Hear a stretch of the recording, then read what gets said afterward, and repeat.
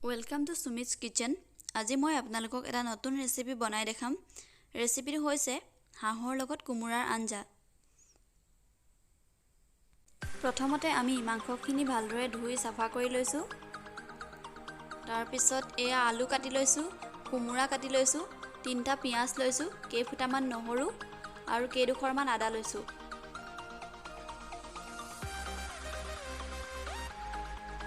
মছলা হিচাপে আমি মিট মছলা, জিৰা গুড়ি, গৰম মছলা, ধনিয়া গুড়ি, জালুক আৰু লং আৰু ডালচেনি লৈছোঁ। এনেদৰে গোটেই বস্তুখিনি গোটাই ল'লোঁ। আদা নহৰুখিনি খুন্দনাত পিচি পেষ্ট বনাই ল'লোঁ। এতিয়া আমি মিট মছলা, গৰম মছলা আৰু জিৰা গুড়িখিনি মাংসৰ ওপৰত দি লৈছোঁ। আদা নহৰুখিনিও দি দিয়া হৈছে ওপৰতে।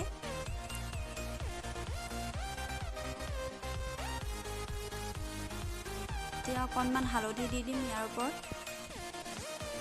তাৰপিছত অকণমান মিঠাতেল আৰু পিঁয়াজ দি মিশ্ৰণটো সানি ল'লোঁ।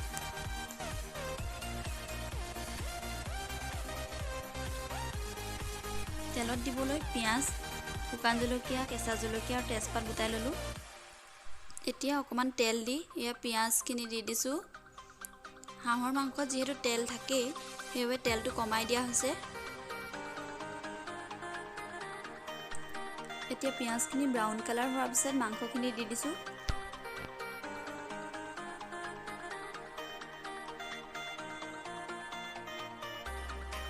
অকণমান লৰাই ল'ম এতিয়া।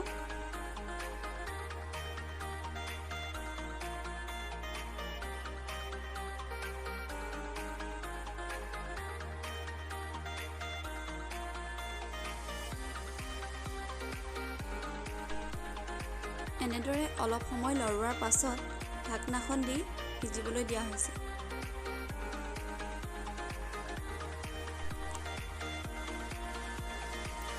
এয়া দেখিছে আপোনালোকে মাংসৰ পৰা তেলখিনি কেনেদৰে ওলাই গৈছে।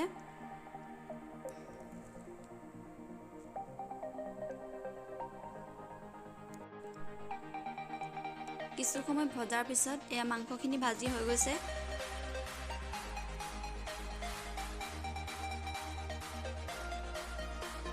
এতিয়া আমি আলু আৰু কোমোৰাখিনি ইয়াত এড কৰি দিছোঁ।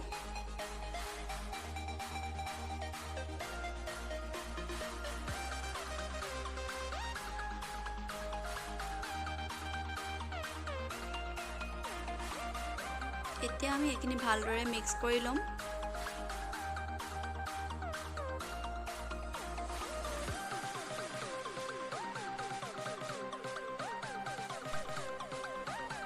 আলু আৰু কোমোৰাখিনি সিজিবৰ কাৰণে অকণমান পানী দি দিছোঁ।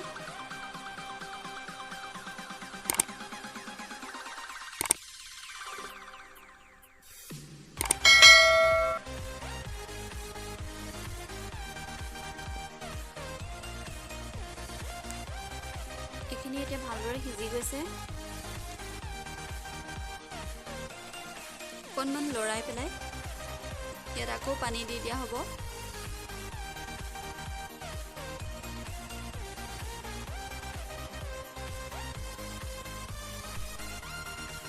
এতিয়া আমি আকৌ পানী দিছোঁ।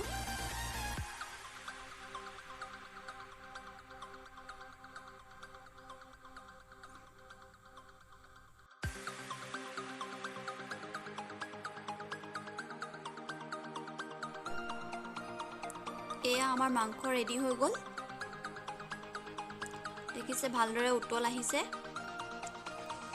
আৰু বস্তুখিনিও ভালদৰে সিজি গৈছে।